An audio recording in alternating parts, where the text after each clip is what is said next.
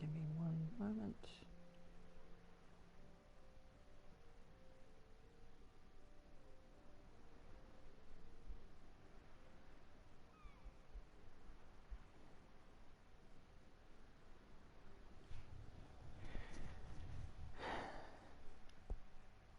Okay.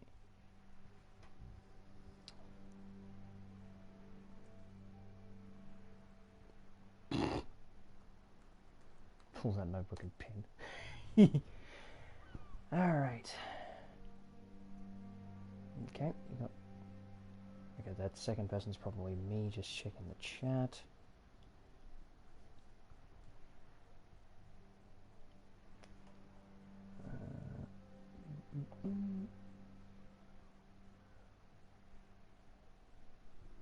Oh, there's 3 people in here now. Well, technically 2, because again, one of them is just me looking at the chat.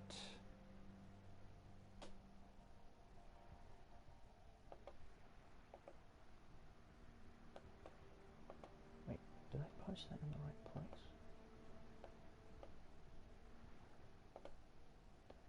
Yeah, there it is. Okay, cool.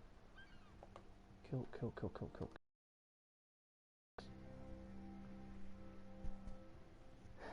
Fantastic.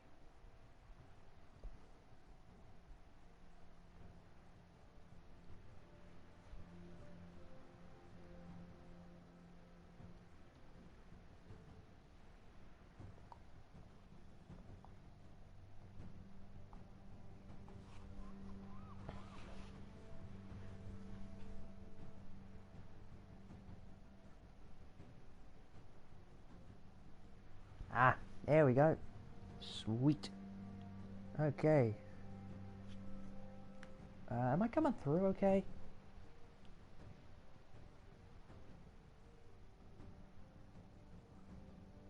Well, let me know if there's any issues with this. I've got the chat up right now, so if anything does go horribly pear-shaped, I can reset the stream and we can start it back up and see how we go from there, but yeah. But yeah, just quickly testing to make sure I'm coming through okay.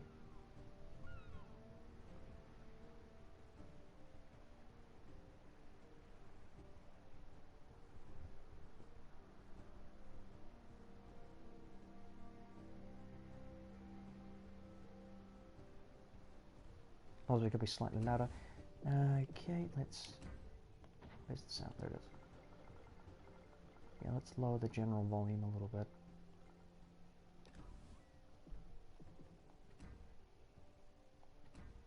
There we go, that should be a little bit better.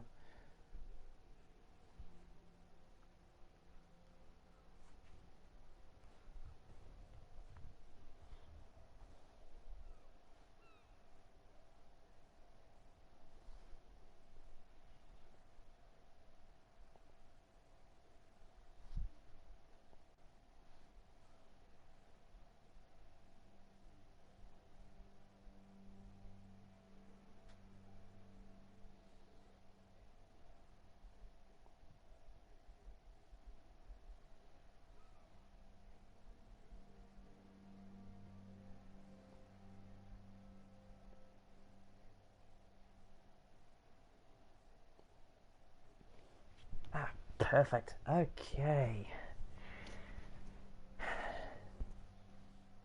Okie dokie.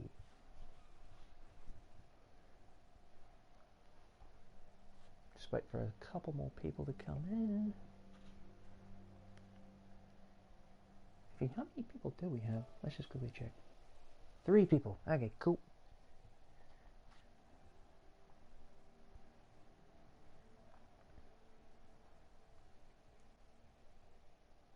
Okay, not quite sure how this is going to work out.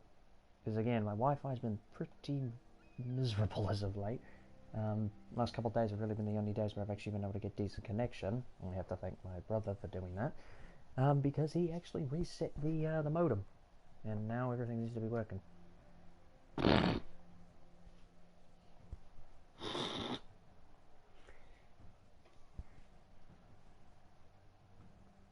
That does actually bring up an interesting question. Do you guys want me to start off with the history lesson, and then we do like questions and that while I play, or play for a little bit and then do the lesson? What do you want me to do?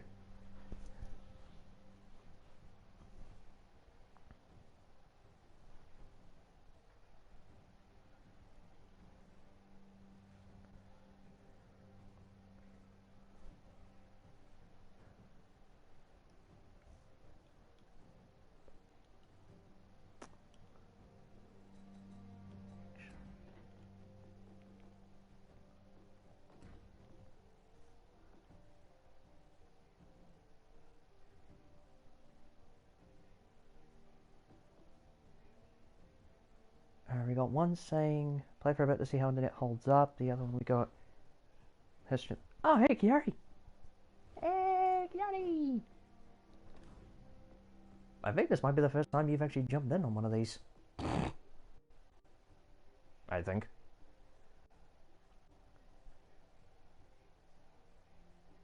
Yeah, that sounds about right. Okay.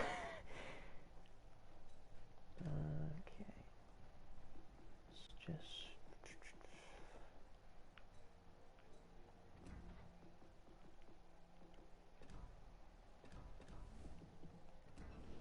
When does the... Okay, the weekly boosting spot comes back up. Fair enough. Yeah, no, that's fair enough.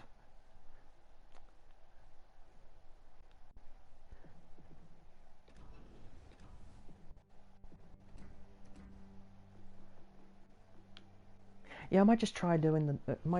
I had to start off with... Try to listen to... the lesson to start off with and see how we go.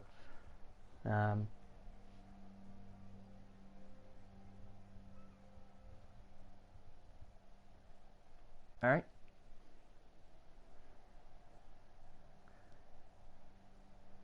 Well, we do have a fair bit to cover, so...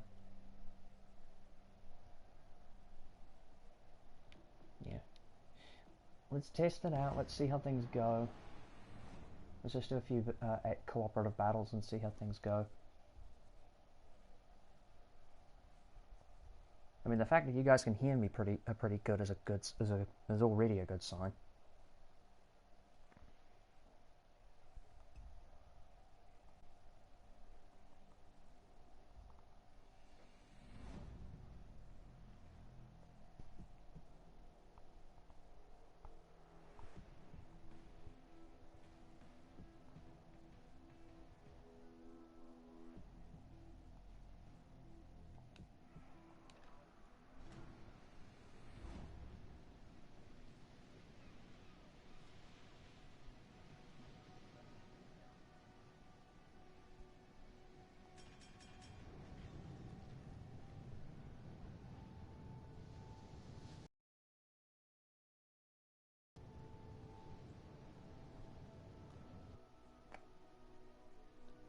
Okay.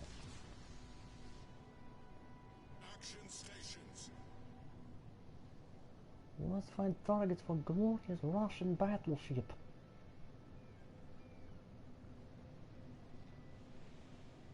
God, I keep forgetting just how slow this thing is to start out.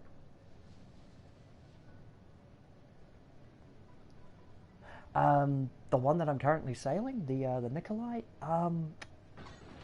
Well, funny story about the Nikolai, the Imperial Nikolai the First. It was never finished. They laid down the hull was laid down. In fact, the Nikolai was actually the last battleship laid down for the Imperial Russian Navy, but they never finished its construction because of a little thing called the October Revolution of 1917. When the Imperial Russian monarchy was overthrown, and the communist government took over. The Soviet government did consider the Nikolai's completion in 1923, but they kind of decided against it. They eventually decided not to really bother with it, and what was finished of the ship was eventually sold for scrap in 1927. Though there is enough design information and design documents in that to actually give us a rough idea of what this ship would have actually been like, which is actually the version of the ship that we've got here. She's got 12 305mm guns in 4 triple turrets, as you can see, and she had a secondary battery of 20 130mm guns, which you can actually sort of see sticking out from the side, sticking out on the sides of the hull, with quite a strong armor profile. Well, what would have been, in theory, if she had actually been finished, quite a tough armor scheme. She would have had something like 200mm of armor along her belt, and in fact, the belt armor actually extends all the way to the front of the bow, which is also represented in the game. So, if she's angled well in game, the Nikolai's pretty tough in terms of armor protection. Oop. Yeah, a little bit of lag there.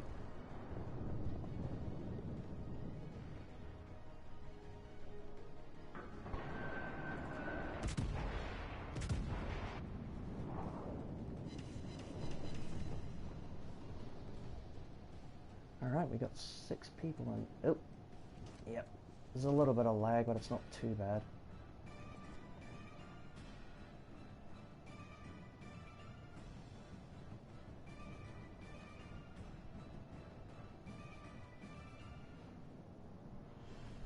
Should probably stop this guy, this ship from capturing the point.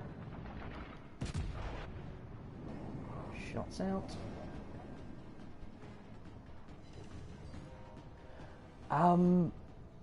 I grew up around it for a long time.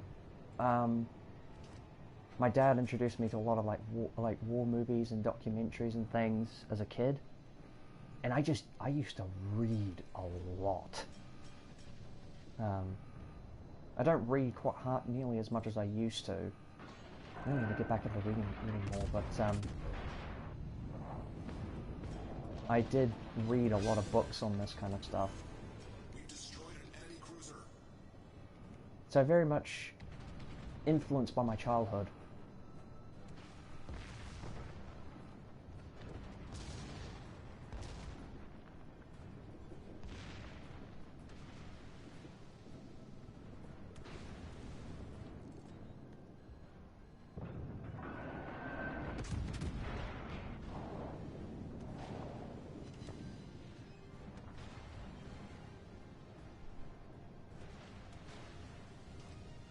I probably should have gone for the Karlsruhe, actually. Yes, very much so. That is what drew me to work at my current job at Motat. Because every artifact in our collection has some kind of history to it. Very fascinating history, I might add. That, and yet to meet some very interesting people. I actually had the pleasure, while working at the over at the aviation hall a few months ago, I had the pleasure of speaking to a former Luftwaffe pilot. Ooh, that's a tough one, actually. It's my favorite ship to play. I like all of them for different reasons. I like all the ships I play for different reasons. It's really hard to actually pin down which one would be my favorite. I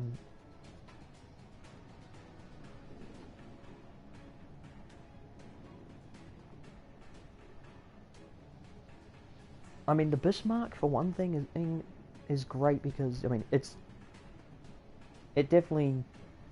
Ooh, top 3 to 5? Top 3 to 5.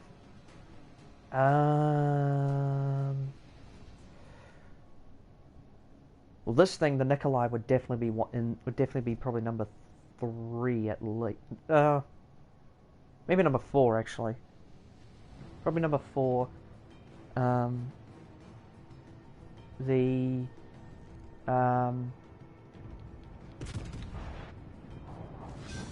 one of the newer ships I've just gotten my hands on, the Mikhail Kutuzov, would probably be, yeah, the newest ship I have, which is when it eventually loads. Come on, any second now. Usually takes a while to load them up in the port. But yeah, this thing definitely would probably be one of my newer favorites. I've actually been playing the hell out of this thing as of late. But top 5,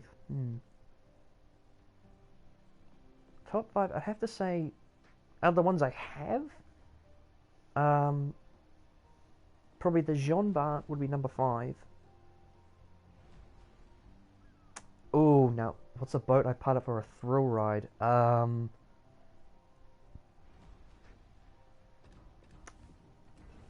have to find it in the thing. If I could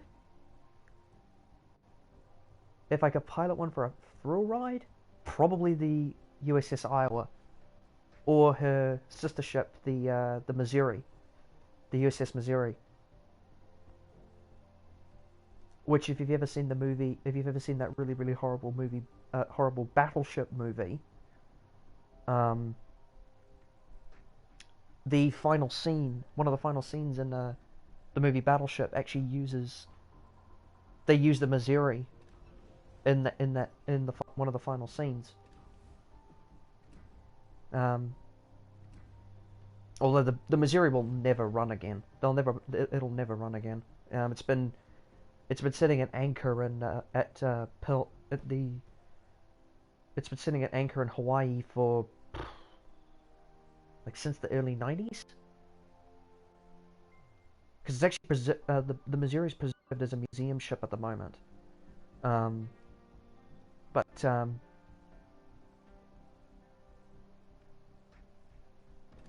was it? I'm trying to remember when it was preserved, when it was actually first put in. It was first put in I think in like 1993, I think.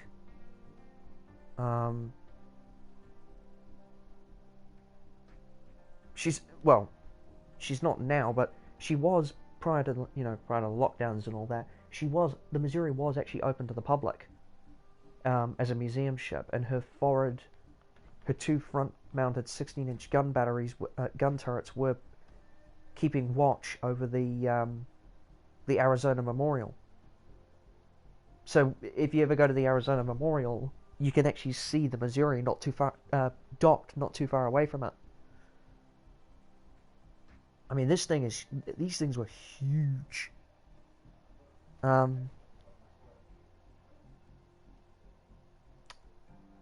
The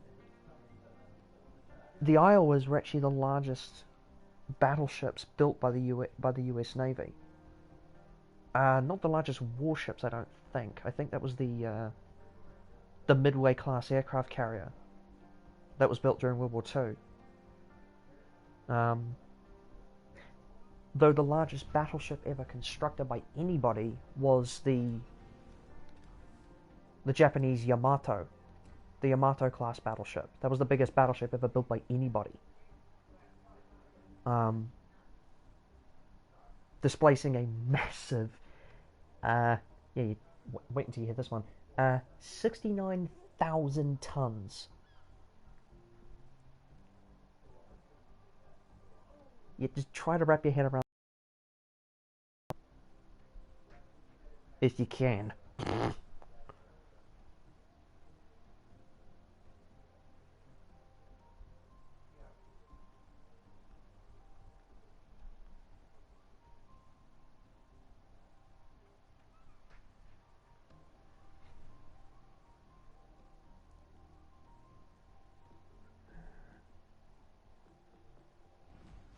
Here's the...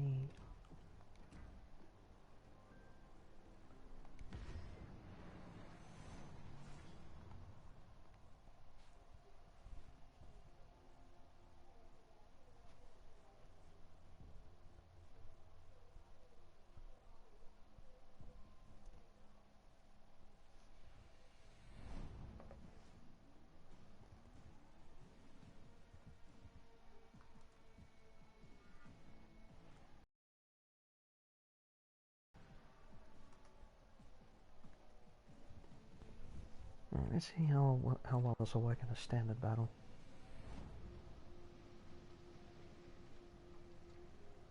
I'm actually surprised it's working as well as it is.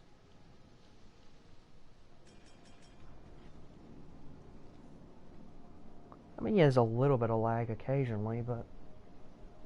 Well, beggars can't be choosers.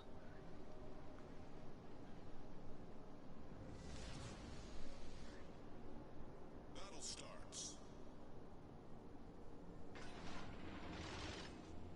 I think this thing, the Mikhail Kuchezov, I think this is the most modern... Currently, at least, it's the most modern ship in the game. The class of ships that the Kuchezov was part of were first constructed in 1954 as extremely advanced light artillery cruisers. Basically, what they referred to as all-gun cruisers, in which they were basically all about the main guns. And this thing has an obscene firing range.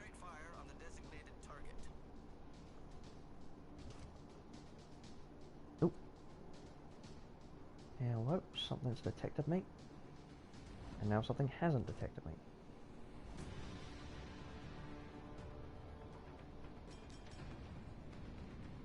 It's probably that guy over there. Or was that guy, I think. Oh no, might have been him, actually.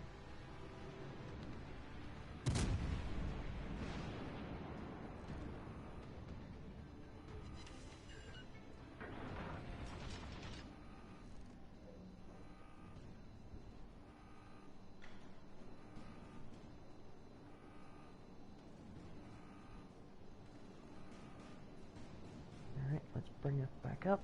Let's back this thing up.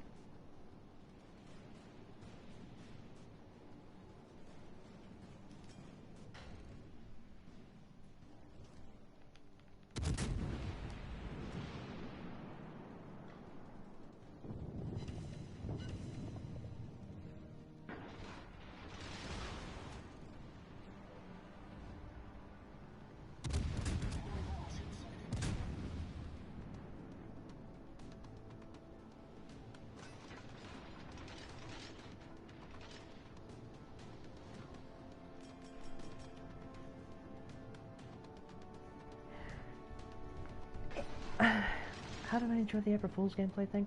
I was a bit indifferent to it, to be honest with you. It wasn't really my it wasn't really my style. Don't get me wrong, it wasn't bad. It was a pretty good little event that they did, but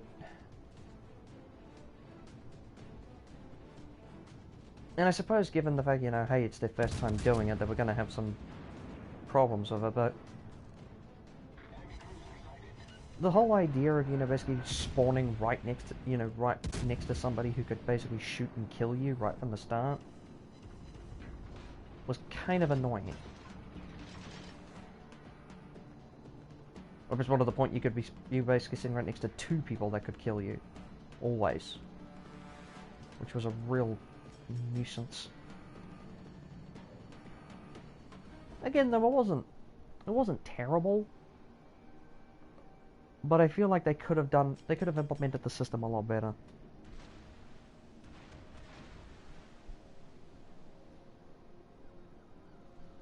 Yeah, you basically had to prioritize one of the two guys next to you, and if you didn't choose the right guy, you basically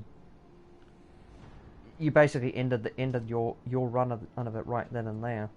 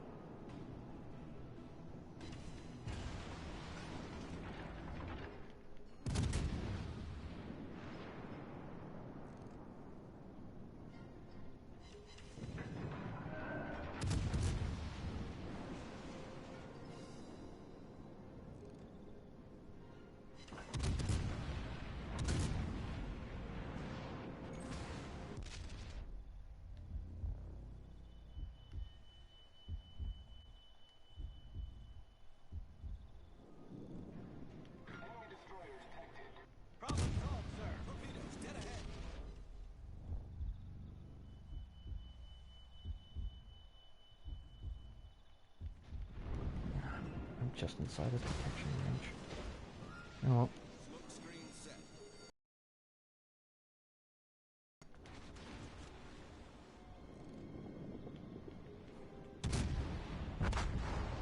Yep. I probably should have just kept moving.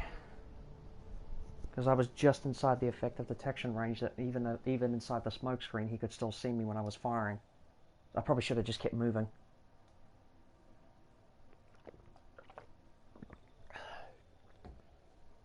That's like cruisers for you. Ah, hello.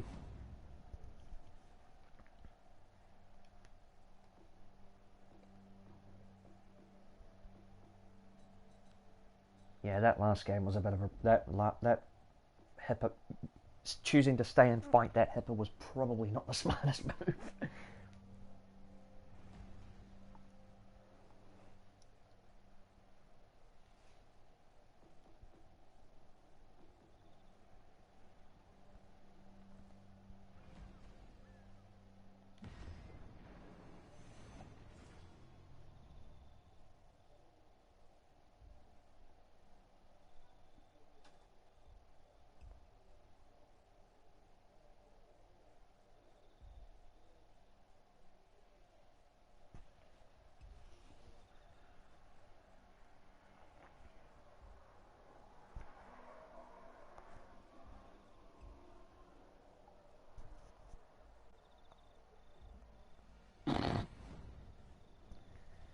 I mean, if you want, I ain't gonna stop you. Okay. Yeah, it's just making apologies. Just making sure that everything is still running fine.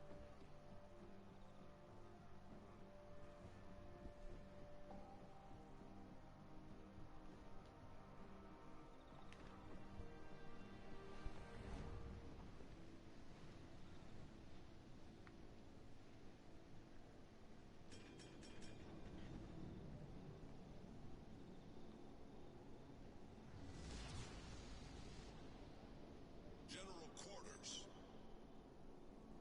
This thing turns like a bus.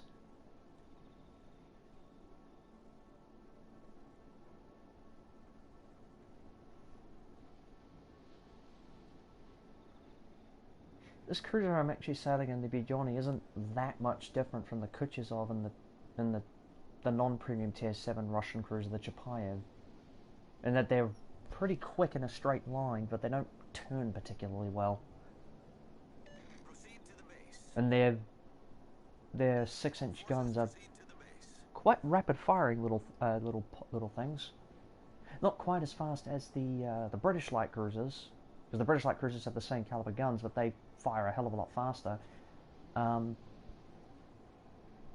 think they have like a 0.5 second. Oh, yeah, bit of lag spike there. Yeah, they have like a 0.5 second difference in the fire rate between the British and the Russian. But all the Russian cruisers get access to high explosive, and well, if you look down at my consumables list in the bottom left next to my health bar, I have access to sonar and a surveillance radar, which means I can actually detect things even if they're hiding in a smoke screen. And uh-oh. Yep, this is a bad idea. Turn around.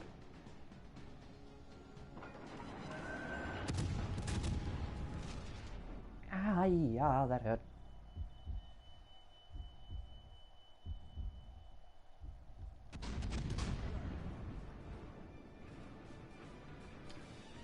And there's a Colorado there too.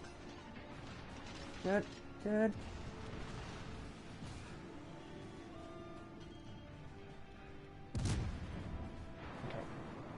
I need to stop shooting. I need to go unspotted, or try to.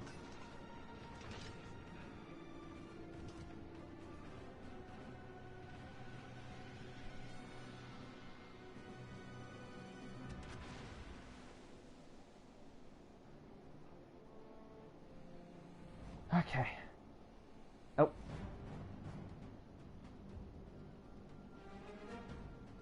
God damn it. on, keep moving, keep moving, keep moving, keep moving. All stations, concentrate fire on the target. Okay, somebody's shooting at the Colorado. Thank God.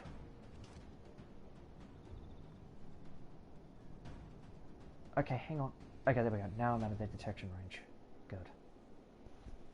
Yeah, that was not a smart move. I should have actually paid more attention to the map and seen that the rest of my team was aware of it. Yeah, okay. Oh, there's the cheeky little devil that was spotting me. It was the freaking Icarus. Okay.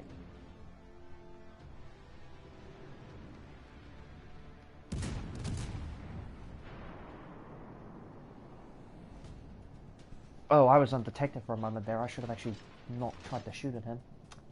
Whoops.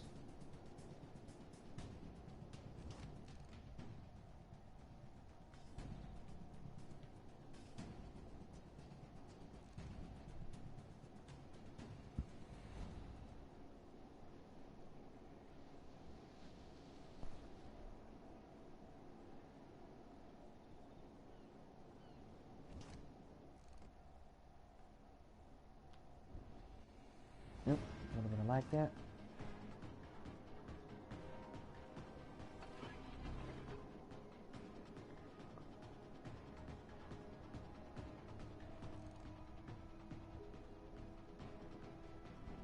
Just in case that anybody's left some unwelcome presence in the water.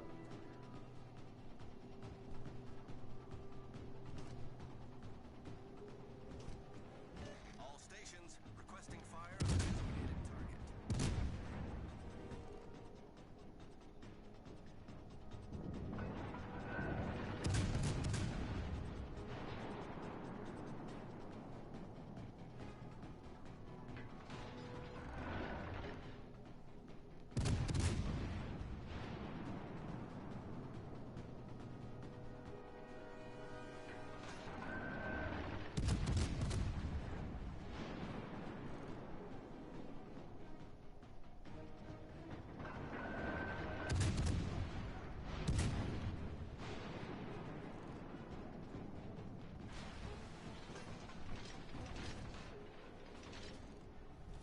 Our team has taken the lead.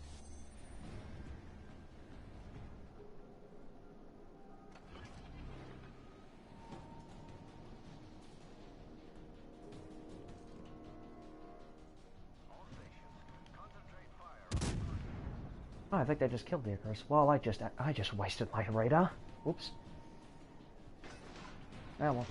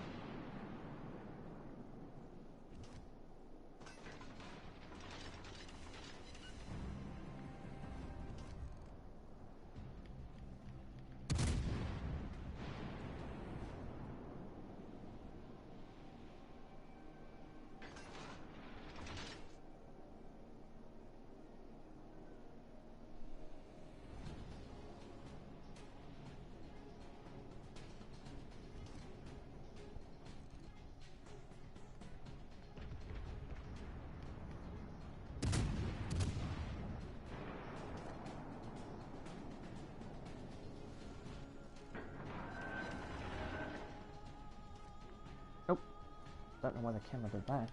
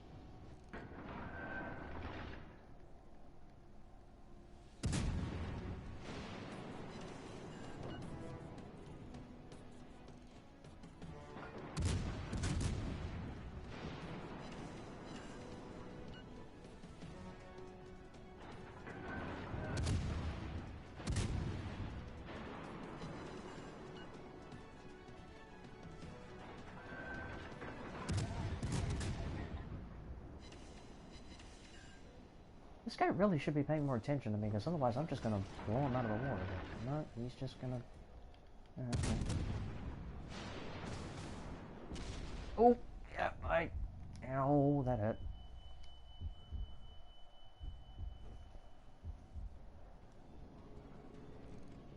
I say that as I just about get deleted by this guy.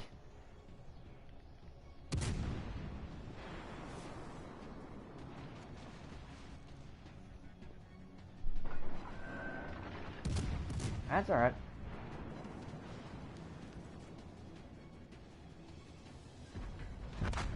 Nope. I thought I could get the torpedoes off before he killed me. Oh well.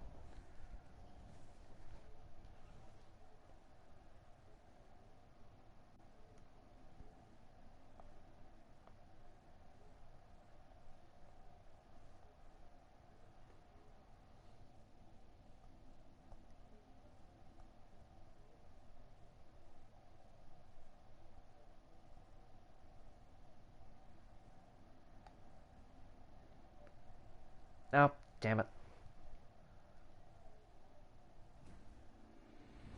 Yeah, somehow knew that was going to happen.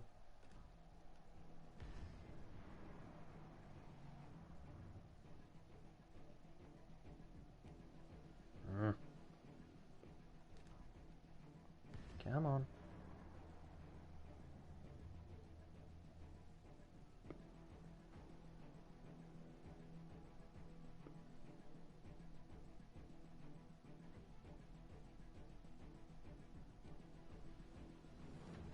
There we go.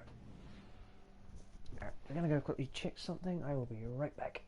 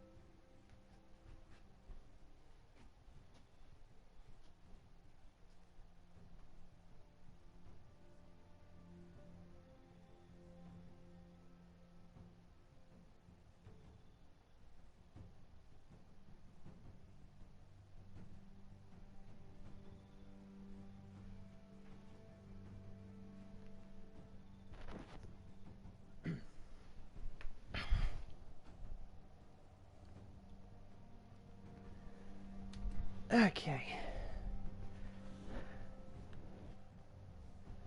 Alright. Apologies for that. Now then.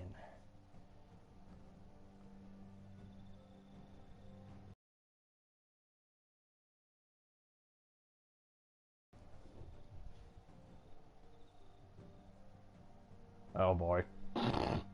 You have memes. Oh no.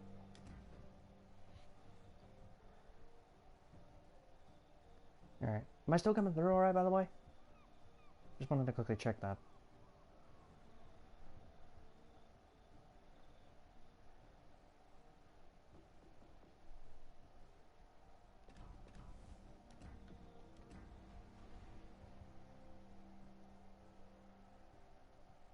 Alright, sweet, fantastic.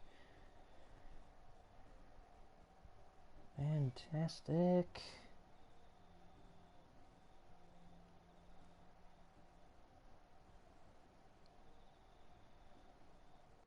Also, I've actually noticed on YouTube, on my homepage, my stream is the first thing that pops up on the homepage. Who would have thought? It's actually kind of funny.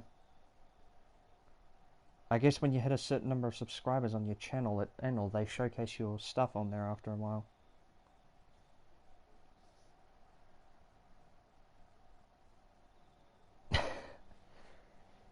Send them 3 at a time. Oh dear lord.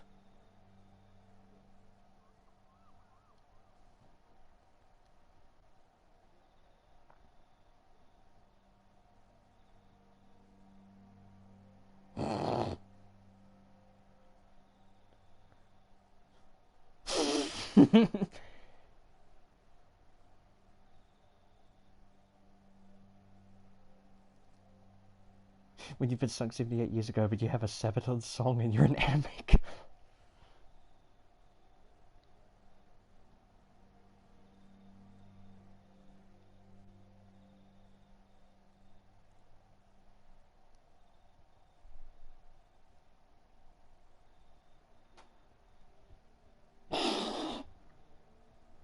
Oh, that's funny. Oh, those are great.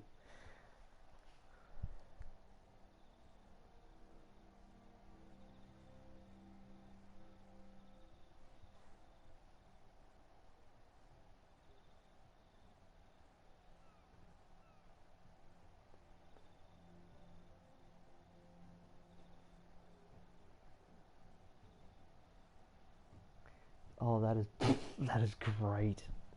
I'll need to have a proper look at those later, but just yeah, I'll definitely need to have a proper look at those. Ah, Ninja, you're just in time. We actually haven't started yet. We haven't actually started it yet. I've been waiting for you. You know, we've been waiting for you this whole time.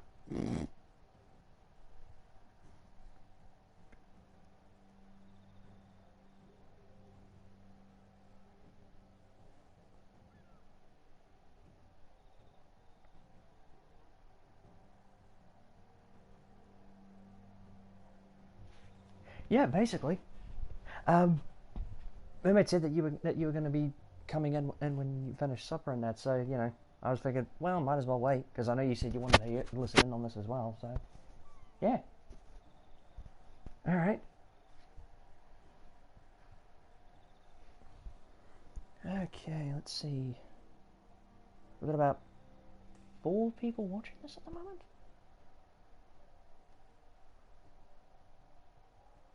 Yeah, I've got about 4 people watching this.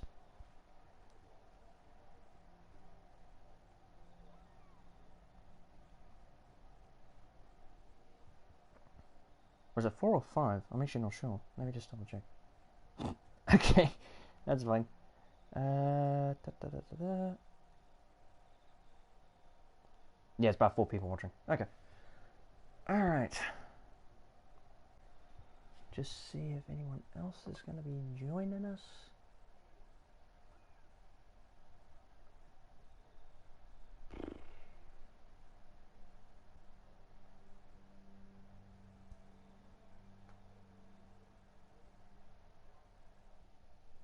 Not sure if anyone is going to be joining, but hey, if you want to bring anybody in to listen, that's cool. If not, or you just want to have it be the people that are in at the moment, that's cool too. I don't mind.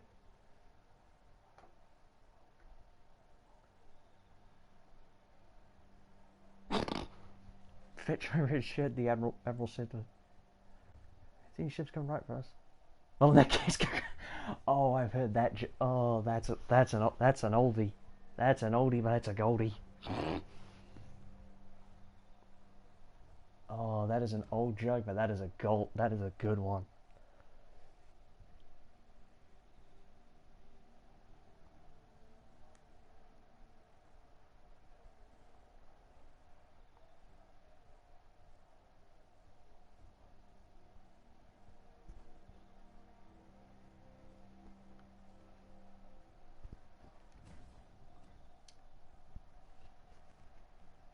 Why will 3 never play Battleship with 4? Oh, okay, I don't think I've heard this one.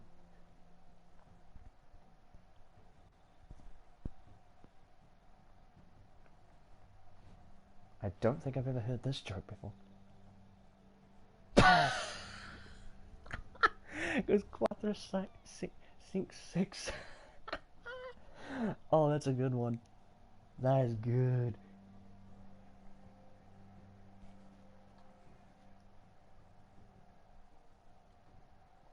Okay, so... Yeah, could probably start this now. If anyone jumps in part way through, you guys can fill them in, or I will have like a Q&A thing in the end if you have any questions you want to ask. At the end of this as well. So, yeah. So we might as well. There. You guys ready to get started with this thing?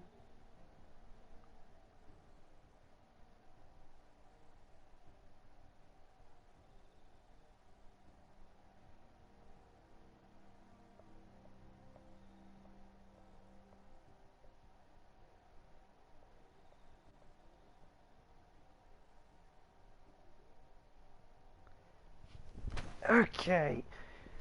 So I think just a quick little thing before I actually do get officially. Aye, Kevin, I love that. But yeah, just a quick little thing before we do officially get started. For most of these, because it's mainly my area of expertise, I am gonna mostly, at least for the first few ones, be focusing on primarily military history, because again, that is very much my area of expertise when it comes to history. So I may branch out in the future and try covering other topics in history that aren't military related, or at least aren't solely military based. But just for the time being, just for the first few ones, I will do mainly military stuff. And I thought for this first one, we'd started off with probably one of the most the story of one of the most famous naval chases in military history. And the story of the German battleship that dared to fight the British and nearly got away with it. Keyword being nearly. And of course, it is none other than the most famous warship Germany ever built. The mighty, mighty Bismarck. However, before I can get into the story, of the Bismarck, I need to give a bit of back. Nice. But in order to tell the story, I need to give a bit of background first, just to set a bit of context. So, excuse me, sorry. So prior to World War II, Germany was well aware of the fact that Britain depended on all kinds of imports in order to keep itself supplied. And during World War I, efforts were made by Germany to disrupt the supply line to force Britain into submission. But the Royal Navy did reintroduce what was known as the convoy system, and advances in technology, particularly in the field of anti-submarine warfare, meant that the supply chain held firm throughout the entire course of the First World War. The brainchild and head of the German U-boat force, a man by the name of Admiral Dönitz, wanted hundreds of U-boats to achieve a similar mission before the outbreak of World War II. But when World War II did start, he had far fewer than what he wanted. So the German Navy, the Kriegsmarine, had to conduct commerce raiding using other tools such as disguised merchant ships, heavy cruisers, Panzerschiffe, German for armoured ship, such as the Deutschland class, and the two German battleships that were already in service, the Scharnhorst and the Gneisenau. However, despite this, Germany knew that they would need something more. So, with the establishment of the Anglo-German Naval Treaty, not quite the right spelling. You spell the Schiff as Schiff. Panzerschiffe is more of the plural, I believe. I'm sadly not really good with pronouncing German words, but I believe Panzerschiffe is the plural version. The singular would just be Panzerschiff. Literally just means armored ship.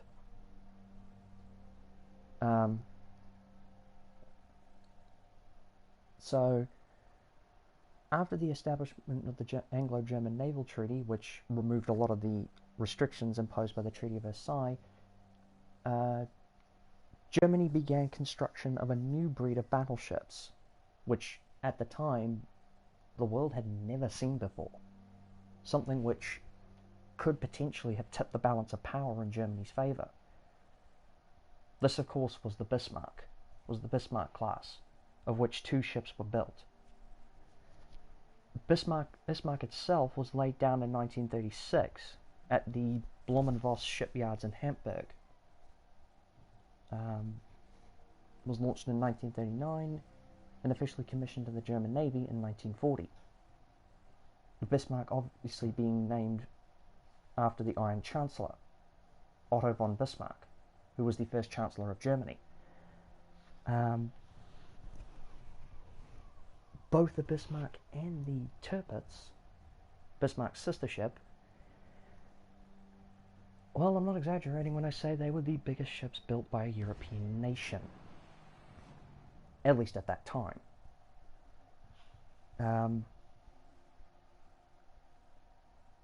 They weren't just a powerful combat asset, though.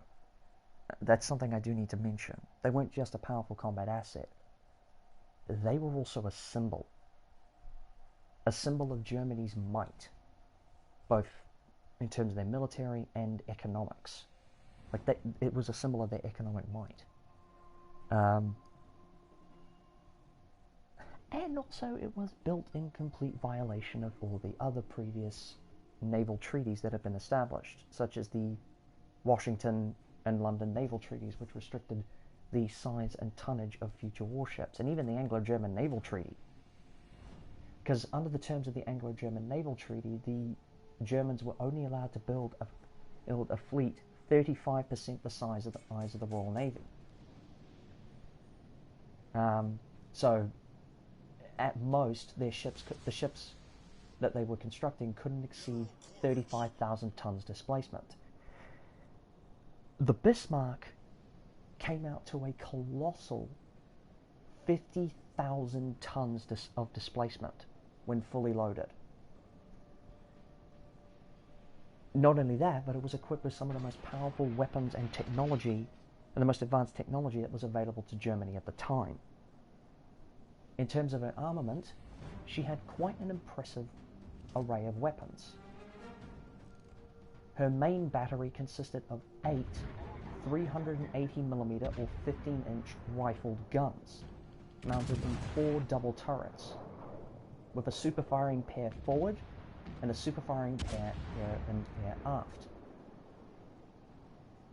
The ship was also backed up by 44 secondary gun batteries, consisting of multiple double-barreled 150mm gun mounts and 105mm double gun mounts.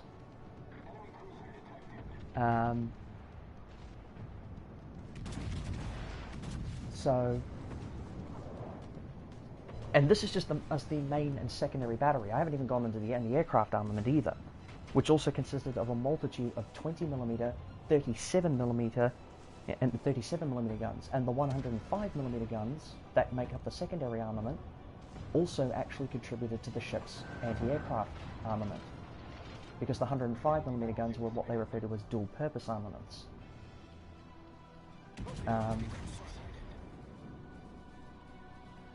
So they could serve against both surface vessels or surface targets as well as aircraft.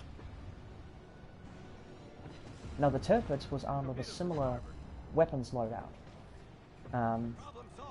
Again, it was armed with the 380mm guns, but it was also armed with and the 150 and 105mm guns, but it was also armed with a much greater anti-aircraft armament, as well as a pair of quadruple torpedo launchers, one on each side, for use against large shipping. I might discuss the Tirpitz in later detail in a future stream. For now, we're focusing on the Bismarck.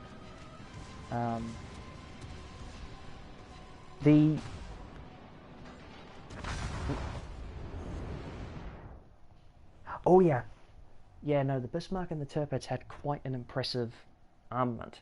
Like I said, the Bismarck and the Tirpitz were the biggest warships ever built by Germany, and at the time, they were the biggest warships built by any European nation. Like, the weapons complement these things had was just insane for the time. So they were quite a formidable force on the high seas.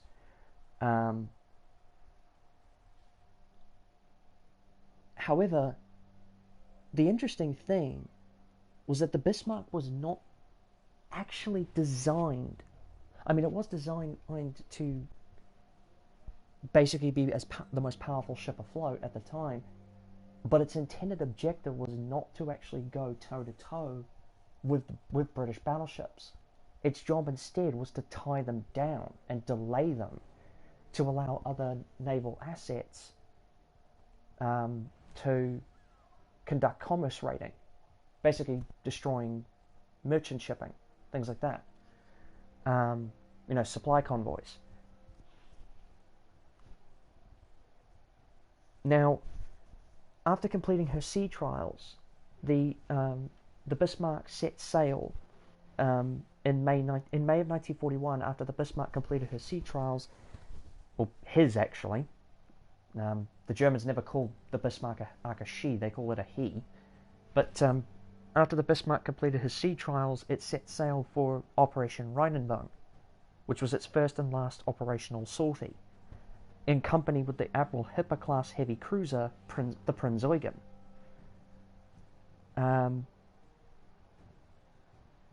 The operation itself, Operation Rheinenbogen, had two main objectives. The first main objective was that the Bismarck and the Prinz Eugen were to break out into the... Yeah, I will get to that in a little while. But the mission, the Operation Rheinenbogen, tasked the Prinz Eugen and the Bismarck with breaking out into the Atlantic Ocean in order to raid the Atlantic convoys delivering crucial supplies to Britain and Britain's island nations and Britain's other empire nations. That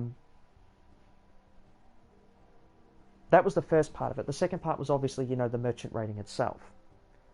Fortunately for the Allies, while the Bismarck and the Prinz Eugen were heading to Norway in order to top up their fuel and ammunition stores, the two ships were spotted by the Swedish cruiser, the Gotland, who reported their position to the Swedish government. And very soon afterwards, via the naval attaché in Sweden, this intel very conveniently found its way to the British Admiralty. A pair of Spitfire recon aircraft were dispatched to locate the position of the 2 German warships, but they failed to make contact, and so they were forced to return to base.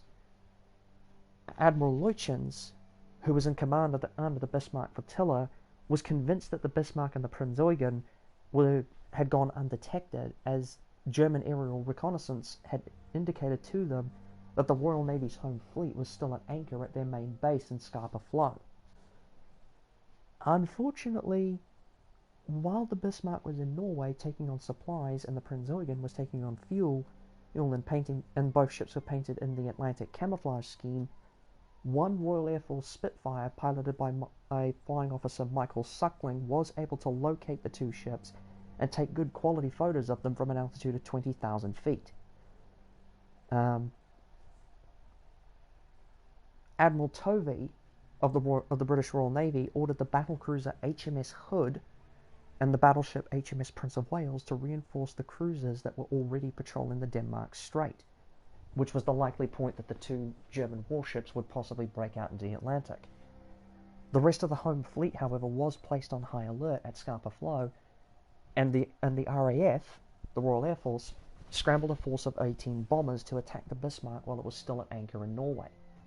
Unfortunately, the bombers found nothing but fog over the Norwegian fjords, so they were forced to turn around and head for home without dropping their bombs. With their supplies topped up, the Bismarck and the Prinz Eugen finally began their attempted breakout into the Denmark Strait. Fortunately, while on the way, at least fortunately for the Allies, while en route, the Bismarck's radar picked up a surface contact, which was quickly identified as HMS Suffolk, a British county-class heavy cruiser. Decrypts of the Suffolk's radio communications by German codebreakers on the ships had indicated to them that not only was the Suffolk aware of their position, but it was broadcasting their location to the British.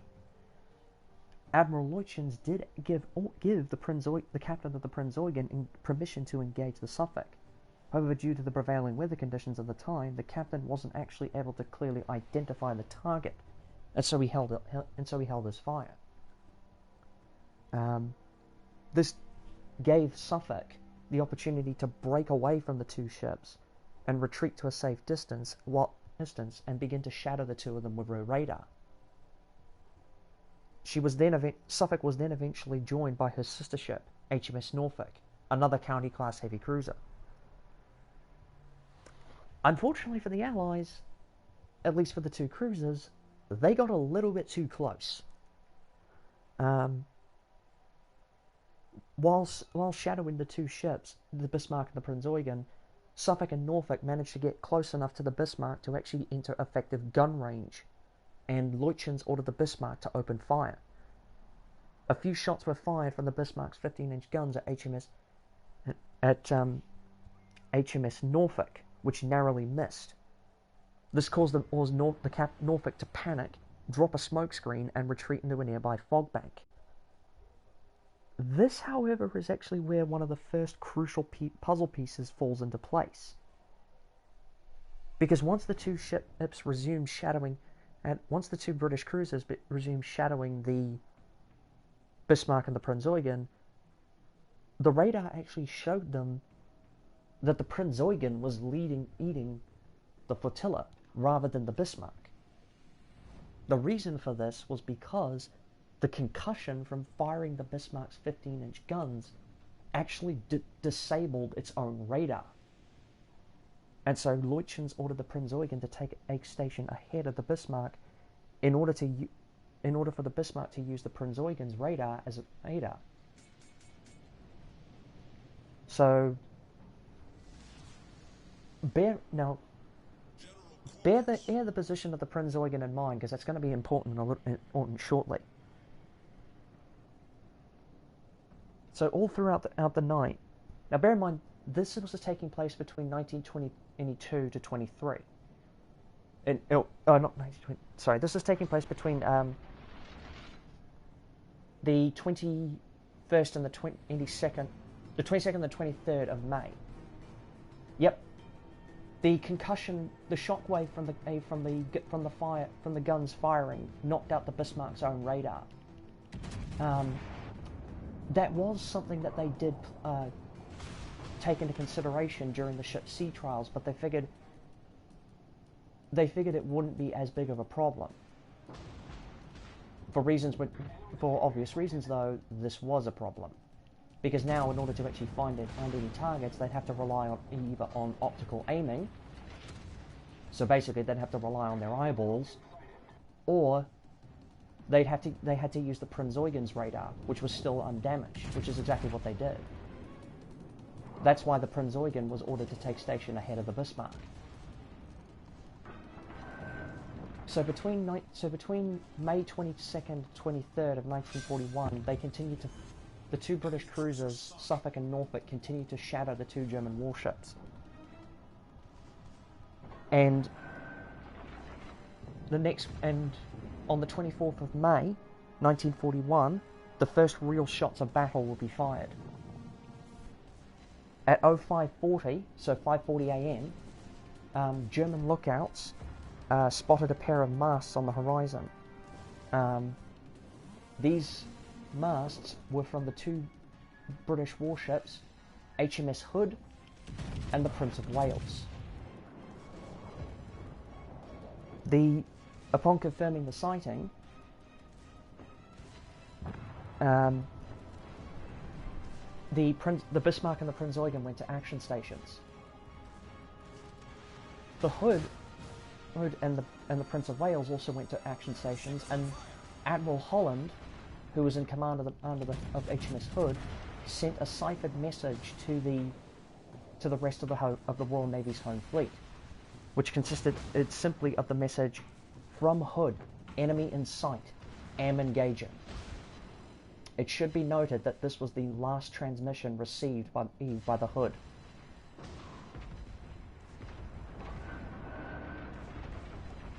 Despite the fact that the Prinz Eugen and the Bismarck went to action stations, initially at least, Admiral Leuchens ordered the Bismarck and the Prinz Eugen to hold their fire and observe the two British warships.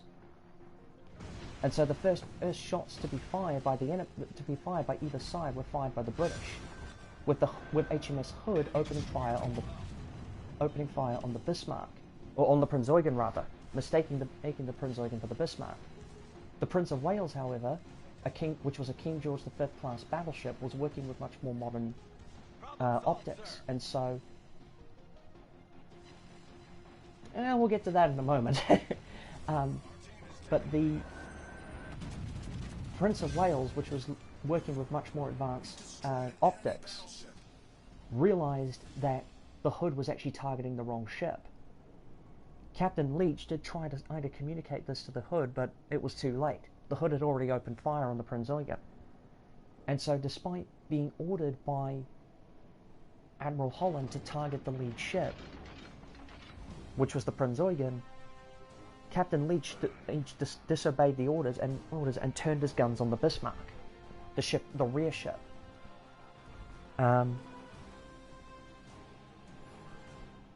The Germans continued to observe the two British warships for about another 4 salvos before Captain Lindemann, who was the captain of the Bismarck itself,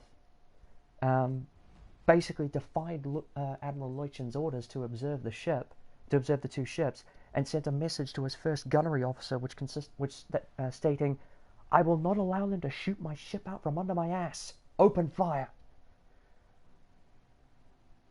Lindemann then sent a signal to the Prinz Eugen to target the lead ship in the British force, which of course was HMS Hood. And the Bismarck soon also concentrated its fire on the Hood. The Prinz Eugen was actually the first on either side to score a successful hit. Yes, excellent choice of words indeed. But the Prinz Eugen was actually the first to score a successful hit on either side, with a 203mm shell striking the Hood and finding its way to one of the 40mm anti-aircraft ammo lockers, resulting in a fire. eventually the fire was quickly brought under control. But by this point, the 2 German warships had managed to find the range to the hood, and it wasn't too long before their shots would become increasingly accurate. Rapid-fire salvos were then ordered from the Bismarck's 15-inch guns, and one lucky shot would seal the hood's fate.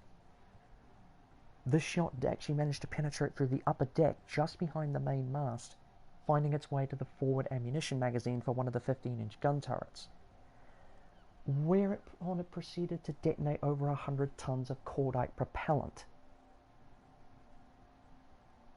The resulting explosion was enough to break the ship in two.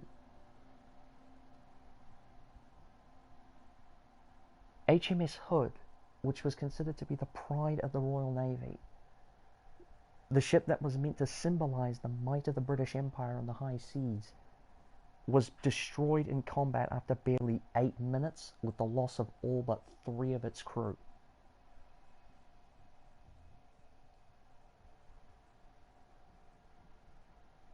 Bear in mind, the Hood had a crew of about 1,580. Just to give you an idea of that.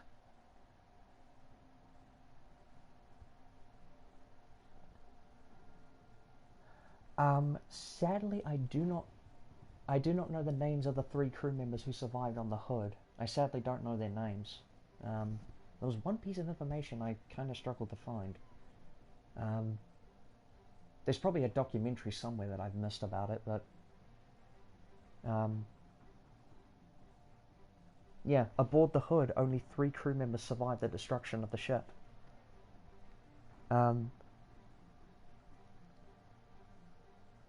After the initial shock subsided on both sides, Bismarck and Prinz Eugen then shifted their fire to the Prince of Wales, who had been attempting. I know one of the 3 crew members was actually was on the main mast. He was in the lookout post.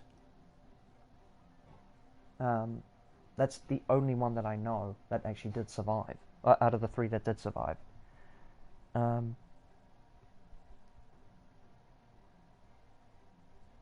But both the German warships shifted their fire to the Prince of Wales, who had been attempting to return fire this whole time, although due to complications with the Prince of Wales 14-inch guns, the effective fire that they could return at the Germans was not great. By the end of the engagement, the Prince of Wales only had 2 14-inch guns still operational, and so Captain Leach made the decision to actually break off the attack and retreat. Captain Lindemann did argue strongly in favour of pursuing the Prince of Wales and finishing her off, but he was ultimately overruled by Admiral Leuchens, who told them that their mission wasn't to get involved in long drawn-out slugging matches with British battleships, but instead to break out into the Atlantic and raid the merchant convoys. The Bismarck had actually escaped entirely unscathed from the fight, however. Ninja, you are not far off. The Bismarck had entirely escaped from the fight unscathed, however. He had been hit 3 times. While two of the hits only scored minor damage, one of the hits actually struck the ship in the bow and caused some flooding, which include flooding of the ship's main oil reserve tanks, which had rendered the oil completely unusable, but it also created a trail behind them in the water that was easy to follow, which was going to have severe consequences for the Bismarck, as the Bismarck had not taken on additional fuel in Norway. Unsurprisingly, back home in Britain, the loss of the Hood was a major shock and a severe blow to the morale of the Royal Navy and the British people as a whole, due mainly to the massive popular public image that the Hood had. But perhaps more shocking was the speed of the Hood's destruction. While it wasn't too surprising, given the fact that the Hood was going up against a much more powerful and advanced warship, hood simply exploding the way it did, like the worst horrors of the Battle of Jutland, which is something I may talk about in the future, within less than 8 minutes of fighting was another thing entirely. However, the shock quickly subsided and was instead replaced by a burning desire for revenge, as the British Admiralty received a personal telephone call from Winston Churchill himself that consisted of a 3-word instruction, which was simple, to the point, and it gave the Royal Navy a new purpose.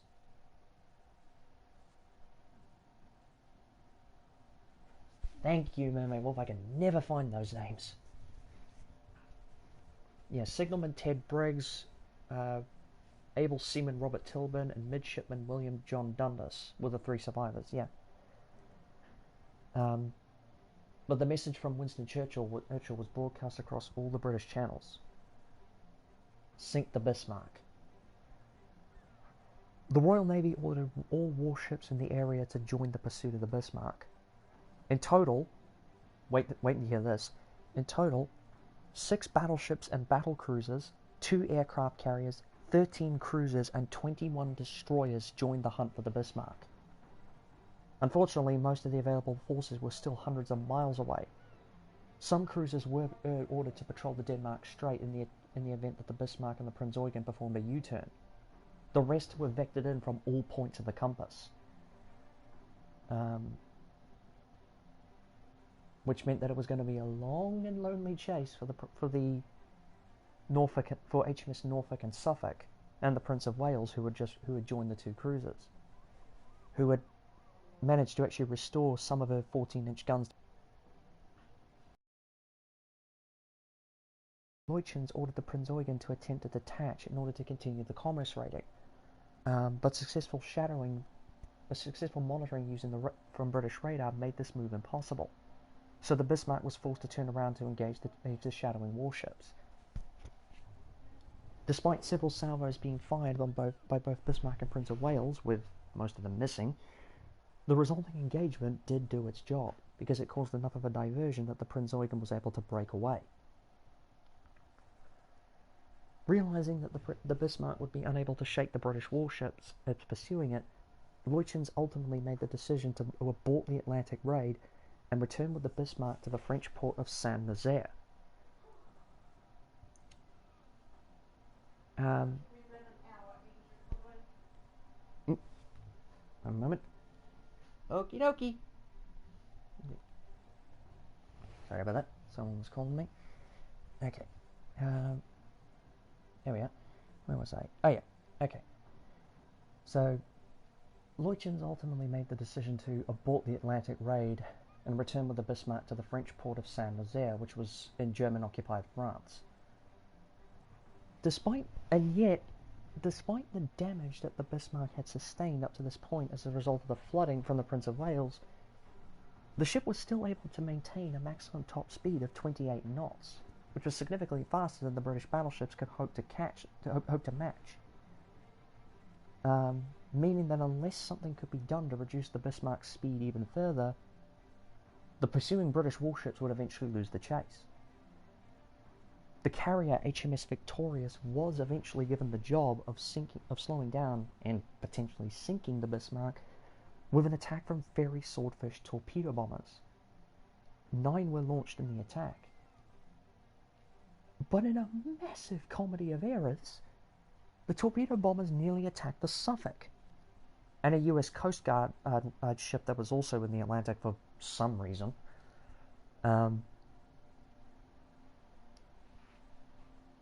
But thankfully, the anti-aircraft fire from the Bismarck alerted the Swordfish that they were about to attack the wrong target, and so they quickly broke off.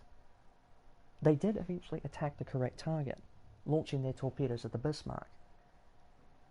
Although the Bismarck did manage to avoid all bar one of them, which detonated on the ship's main armor belt, causing minor electrical damage, and it did lead to the death of one of the crewmen. It did lead to the death of one of the Bismarck's crew when the shockwave sent him flying into a nearby bulkhead. However, could we argue that the torpedoes that didn't strike the Bismarck actually did more damage than the one that did? Because the violent maneuvers that had to be undergone by the Bismarck in order to dodge the torpedoes widened the hole that it was in the bow, which led to increased flooding, and eventually resulted in the loss of one of the boiler rooms, specifically the number 2 boiler room, which slowed the ship down to a speed of 20 knots, meaning that the pursuing British warships could catch up.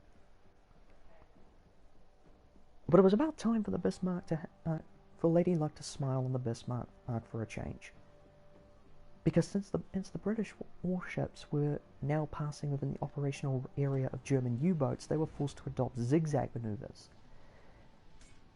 And shockingly for the British, at the extreme limit of one of these zigzag maneuvers, the Bismarck actually disappeared from Suffolk's radar, which allowed the Bismarck to get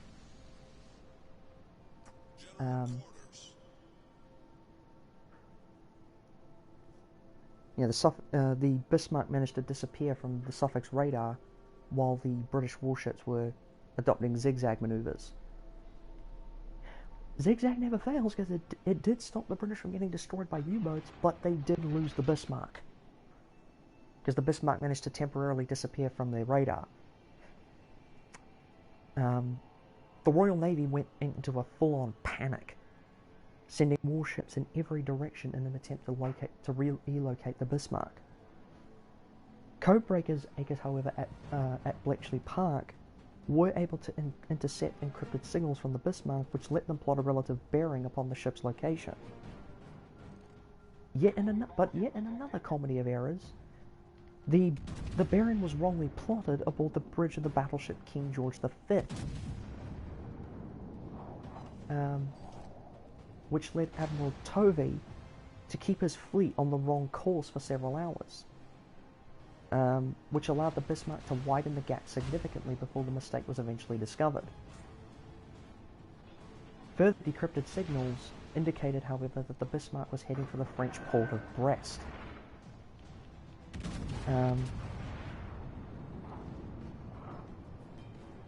All available British assets were vectored towards the Bismarck's location in order to find it. Ironically, however, fate would have a funny way of delivering the Bismarck to the Allies, because at 10:30 a.m. on the 26th of May, it was actually a U.S. Navy Catalina flying boat piloted by Ensign Leonard B. Smith, which actually spotted the Bismarck 650 nautical miles northwest of Brest.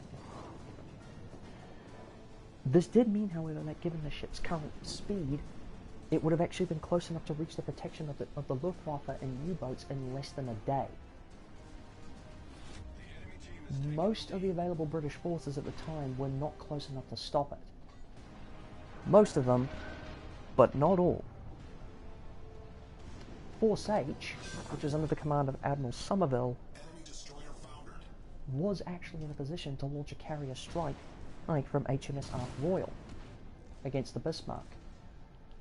And so the Ark Royal was actually detached from Force H in order to catch up with the Bismarck, because at its current position, the Ark Royal was only about 60 nautical miles away from the Bismarck.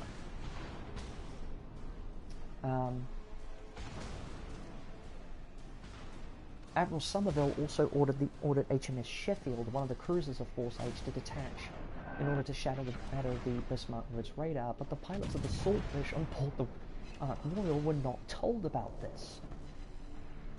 And so, in yet another comedy of errors, the Swordfish almost attacked the Sheffield. Thankfully, something else went wrong, because the torpedoes equipped by the Swordfish the torpedoes of the Swordfish were equipped with new magnetic detonators, and most of the magnetic detonators malfunctioned and hit the water and detonated upon hitting the water. So the Sheffield managed to escape without getting team killed. The Swordfish eventually returned to the Ark Royal and were re-equipped with contact detonator torpedoes and sent out for another go.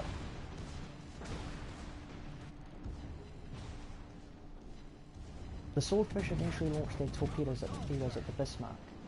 Most of them missed. However, two didn't. The first torpedo struck the Bismarck on the ship's main armor belt, on one of the torpedo bulges, which only caused minor damage.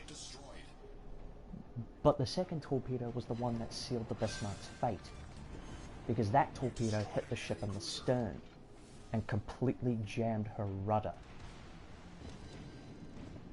causing extensive damage to the steering compartment. The Bismarck was now sailing in a continual circle, and the Germans couldn't do anything about it.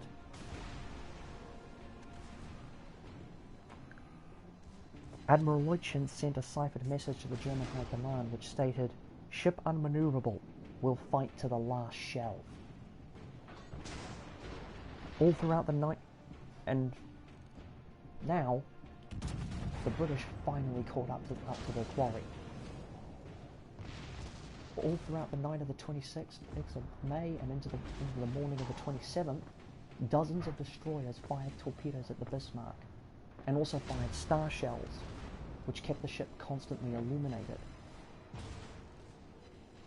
None of the torpedoes fired by the destroyers hit, but the star shells kept the ship illuminated for the approaching British warships. By 8:30 a.m. on the morning of the... Yep, fighting to the bitter end. By 8:30 a.m. on the morning of the 27th of May 1941, German lookouts aboard the Bismarck spotted the battleship at King George V and HMS Rodney, escorted by the heavy cruisers HMS Dorsetshire and HMS Norfolk, steaming over the horizon. The Bismarck moved to action stations, but most of the crew at this point knew that the writing was on the wall for the mighty Bismarck. Steaming full speed towards their target, Rodney was the first to open fire, with two of her front turrets comprising 6 406mm guns, followed shortly thereafter by the King George V with her 356mm guns, 16 and 14-inch guns respectively. The Bismarck attempted to return fire, however, due to the heavy damage that Bismarck had sustained and the heavy state of the seas, Bismarck was unable to fire accurately. The Rodney was actually the first to score a hit, with one of the 16-inch armor-piercing shells striking the Bismarck in the forward superstructure, most likely killing Captain Lindemann and Admiral Leutchens. The main gunfire control director was also destroyed by the shot, which probably killed Schneider, the ship's main gunnery officer, and also seriously damaging the forward main battery gun turrets. Lieutenant Colonel Mullenheim von Reckberg took over the fire control for the rear turrets, and did manage to fire 2 more salvos before a shell destroyed the gun director, which completely disabled his equipment.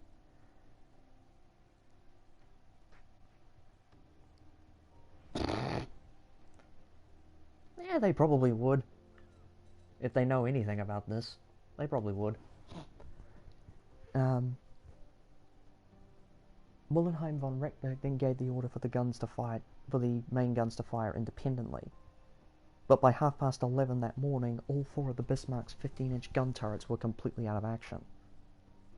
And yet, even now, with the ship's main guns disabled, the captain and admiral killed, and the ship burning from stem to stern, the Germans refused to strike their ensign and surrender, and refused to abandon ship.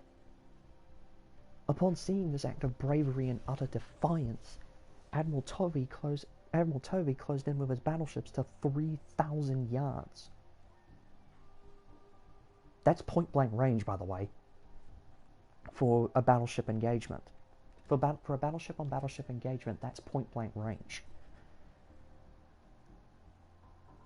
And they continued to pour fire into the hapless German warship. HMS Rodney even actually got close enough to attack the Bismarck with torpedoes, with one of them actually hitting, which actually marks the only time in history that a battleship has successfully attacked another battleship with torpedoes. At this point, the Bismarck's first officer, realizing that he was now in de facto command of the ship, and knowing that the battle was lost. Fair point. But with the Bismarck's first officer realizing that he was now in de facto command of the Bismarck, and knowing that the battle was lost, he gave the order to open all watertight compartments, abandon ship, and prepare the scuttling charges. And it was actually these scuttling charges which finally sank the ship. Not the 400 gun hits from the British warships and the torpedoes from the heavy cruisers, it was the scuttling charges. The British attempts to recover the survivors from the water were brought to a halt. The British attempts to recover survivors from the water were brought to a screeching halt, however, when lookouts aboard HMS Dorsetshire spotted what looked like a U-boat heading towards them, forcing the ship to forcing the British to abandon the rescue attempts.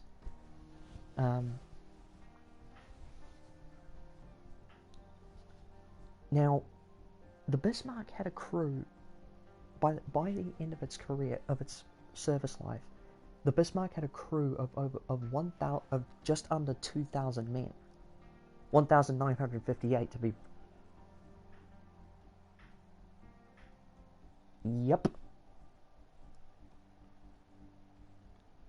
Absolutely. Now, the Bismarck had a crew of nearly 2,000 men, about 1,958, I believe, to be precise. And of that nearly 2,000 crew, only 114 survived.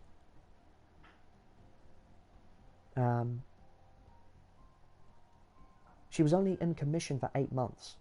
Well, the Bismarck was only in commission for 8 months, and was only at sea for 2 weeks.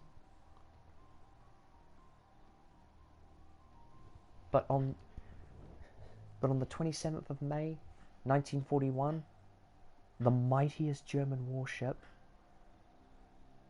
ever built sank below the waters of the Atlantic.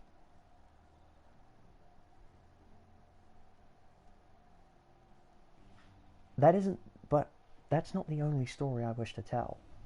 There are others. Because on the next one, yep, they went down on their own terms, absolutely. But next time, I'm going to be taking a look at something at a battle that happened a year previously, and a battle that would ultimately change the fate of millions, and would be one of the first of many crushing defeats for Germany in the Second World War. Next time I do a history lesson, which will probably be, I'd say, about a month. It takes a little while to actually get all the information, or get as much information as I can. But the next time, I will be taking a look at the Battle of Britain.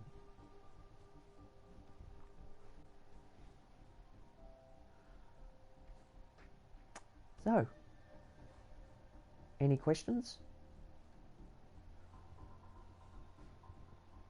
Because I am now open to questions.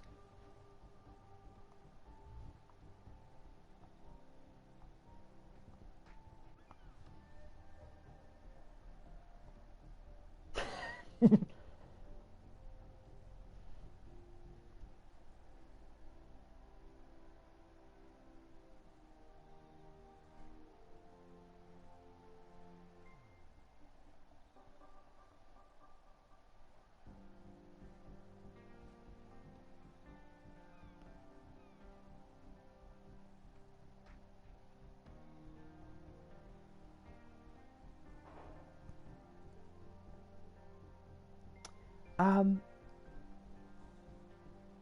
the battle was started. Um, okay, I'll answer Ninja's question first. How long was the Bismarck's battle? The battle, the Bismarck's final battle on the 27th of May lasted from 8:30 in the morning till, I believe, 12:30, like 12:30 p.m. So, a little after lunchtime.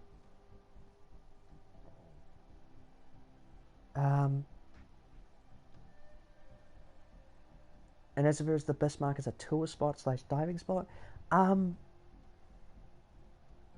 kind of. Um, 4 hours.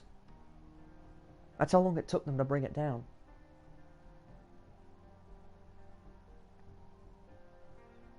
That's how long it took. Yeah, that's how long it took. It was hit over 400 times by main battery guns, and hit by at least a dozen torpedoes.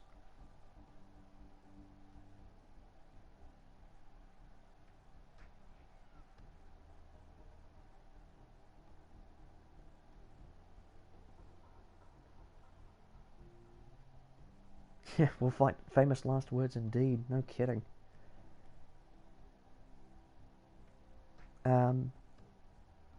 But as for whether or not it's like the wreck, the Cali wreck and the Caymans, on the Caymans, not quite. You can go down to the wreck, but you need special permission for it. Basically, there have been a few times in the past where people have gone down to the wreck, like in submarines, and like little submersibles. They have gone down to the wreck a few times before, but I don't think you can just go down and dive without special permissions. Nope. Be right back.